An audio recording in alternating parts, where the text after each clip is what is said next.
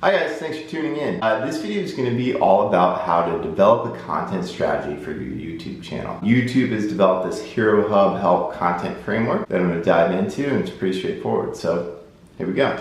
We'll talk a little bit about the YouTube landscape and what you're up against. I'll explain what Hero Hub Help is, and then a little bit about why it works, and then essentially how to go about doing it. So first up, the landscape. So I think it's important to recognize the competition. Content is incredibly commoditized. Anybody out there is making videos now. YouTube alone, there's over 500 hours of content being uploaded every single minute. That's a lot of content you're competing against. Not to mention you're up against the entire internet. So there's a lot of competition, but there's not a single consumer brand amongst the top 100 most subscribed channels. And that's because YouTube is really unique. You can't buy your way to the top in the same way that you can with, like, let's say like a Facebook or Instagram or Twitter. You know, you can't run a follower subscribe acquisition campaign. That said, while it's incredibly difficult, it does not need to be incredibly complicated. What the fuck is Hero Hub and Help? You've got your hero content. These are your go big moments.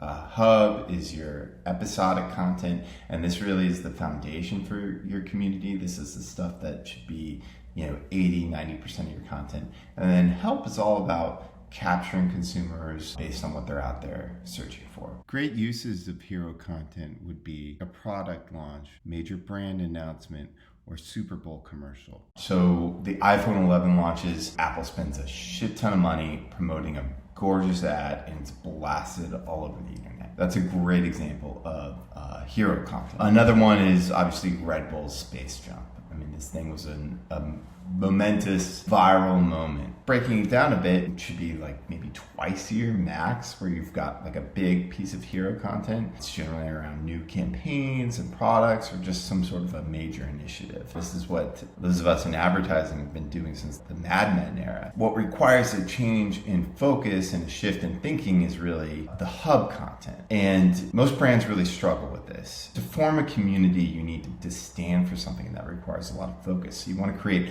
episodic content. You want to create a distinct niche and type of content and format, ideally on a set schedule. If you look at the top creators, this is what they really do. PewDiePie, one of the biggest creators of all time. He started out with play with me videos. People loved watching him freak out while he was playing scary games. Another great example, Dude Perfect. Trick shots. They didn't just do a generic sports channel or even a channel around a specific sport. They did a channel all about trick shots, nothing else. And they grew to over 50 million subscribers. That's insane. The Fine Brothers with the React videos. Very simple format. We're going to give you different things to react to. They've got teens react, celebrities react, but it's focused. They didn't just do a React video and then they tried some other comedy video. They refined these React videos. Brands are really struggling with this. There are a few that do an okay job. Probably the best one that I can point to, I think, is Lego. Lego is killing it, and they've invested a ton in their content. They've got over 8 million subscribers, and you can see when you take a look at it here, they've spent a lot of time and been very methodical about this. So they've got this series Explained with Lego bricks. So they explain different things in the world with Legos. They've got this content series Rubriculous, same cast, same crew. Lego designer set review videos, so they recreate sets from different movies. They've got the Lego How-To Academy, and within each of these playlists, you'll notice they've got a lot of content there. They didn't just do one and then they moved on to the other content series. They invested in these and they iterated upon them. Each of those hub content series, there's dozens and dozens and dozens of videos. So they really invested in it. And so as a result, if I'm a subscriber and I come in, I know exactly what to expect from the channel. It's not a bait and switch. Nintendo also does a really great job of this. They've got their Nintendo Minute format. Just 2 staff members from Nintendo sit down on a couch, a basic set. Occasionally they go to various events and stuff. They're just sitting there discussing Nintendo, new games, old games. Hub content should be the majority of your content. It should be something that's easy to replicate, that you can do on a set schedule in a clearly defined format. Lastly, we've got help content. This is really capitalizing on that intersection of various trends as well as search, and can be a great audience acquisition tool because YouTube is the second largest search engine. Just to kind of contextualize this, I go to YouTube when I need to tie, and clearly tens of millions of other people do as well. This is a great audience acquisition tool. Some brands have done a good job of this. I mean, obviously beauty is huge within the YouTube community, and that's some of the most popular creators right now. If you look at Jeffree Star, he's built an empire off of cosmetics. Now, some brands have recognized that this is a behavior that exists, and as a result, they're creating content to really cater to it. So for example, Chanel, they're doing a makeup tutorial around their makeup collection. It's a no-brainer. Why wouldn't you do this? Consumers are constantly looking up just the names of your product. Do a demo. It doesn't need to be anything elaborate or overly produced. It's really all about delivering on the information. What are the specs? How does this work? Try and think of the common questions that any consumer would potentially have, and then just answer it. If you think about it, it's that intersection of the brand expertise and popular search terms. I like to think of it in this Venn diagram format. If people are searching for your brand and your products, why wouldn't you create content around it? Help content is really, providing that expertise. It's great to, be answering questions, tapping into trends, and more than anything, just really being informational. So kind of recapping it, big picture here, it's hero, your go big, kind of Super Bowl style moment. You want to focus on hub content.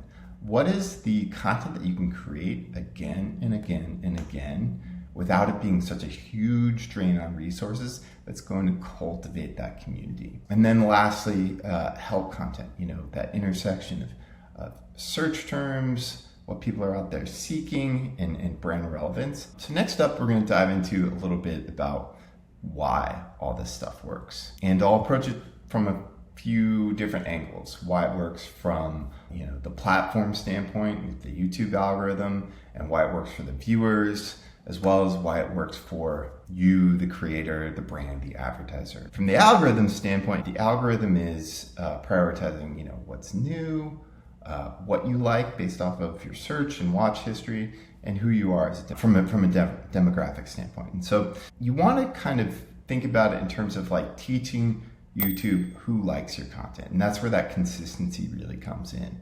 So you don't do sports and then cooking later on. You don't change tactics. You don't want to veer away from that because YouTube is selling ads. They want to keep people on their site longer. You don't want to keep them guessing. Also, you don't want to pull bait and switch, which is where it comes in from the viewer standpoint. There's 500 hours of content uploaded every single minute. There's 1 billion mobile views every day. 3.25 billion hours of video watched a month. People are just being bombarded with options. As a result, you need to be distinct and memorable. If you're trying to appeal to everyone, you're appealing to no one. And then the best way to be memorable is to be simple. Think about it in terms of those creators that I talked about. Dude Perfect, trick shots. They just stuck with that, didn't deviate from that. From a brand standpoint, same thing. You want to define a format within your niche that's relevant to your audience and stick with it. Nintendo Minute, 10 minutes hanging out on the couch each week talking about games. Simple, but consistent. And then why does it work from a creator standpoint? If you're a content creator, a brand, an advertiser,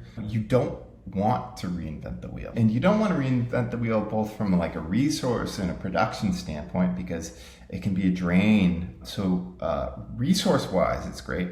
It's also great because YouTube provides so much data around what viewers really enjoy watching. So you can go in on an individual video and see second by second the peaks and the troughs, like where are people dropping off? And you can use that data. So if you've got a set format, basically what you can do is see, oh, hey, that intro didn't work. Next time, let's try it this way. And you can adjust it. And that way you can actually test the variables.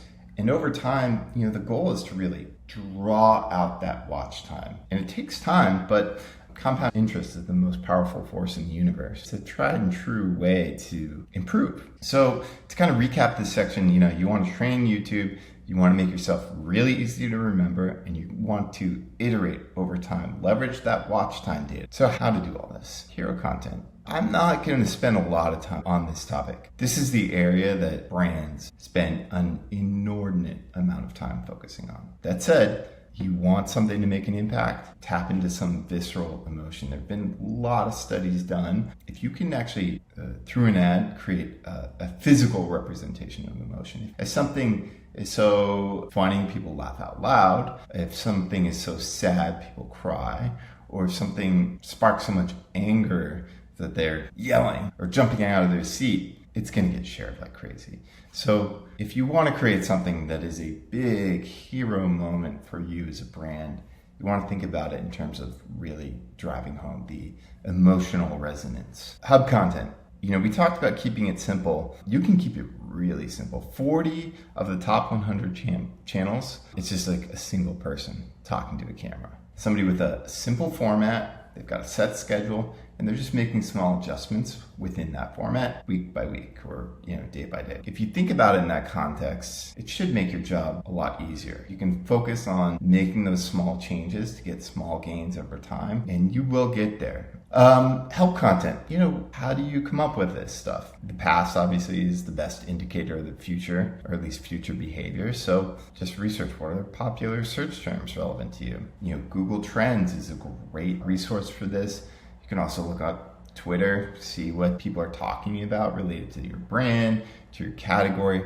Odds are it translates. Also, look on your own social platforms. What are frequently asked questions? These are all great resources, right at your fingertips that are free to inform help content. And once you identify those, simply answer the question. You don't need to overcomplicate it. You don't need to overproduce it. People are there for that information. Deliver on it. Take as much time as you need to answer the question, but answer the question first and foremost. So it's that intersection of the search and the trends and providing the value in the form of answers. Takeaway, the Hero Hub help format. Hero, go big. Hub, this should be your anchor. Content should be episodic, something you can easily replicate. And then help is all about capitalizing on YouTube as the second largest search engine. And it requires a lot of focus. You gotta be comfortable with saying no and not allowing a bunch of content in your YouTube channel to be just a dumping ground. And just look at what works. You've got that watch time data. YouTube tells you exactly what your existing viewers like. So look at that. What do they like? What do they not like? Do more of what they like, get rid of what they don't. Just make small changes over time. I've got a link down below to my website. Take a look at that. Like, subscribe, comment, send over any questions you've got. Thank you so much. Appreciate it.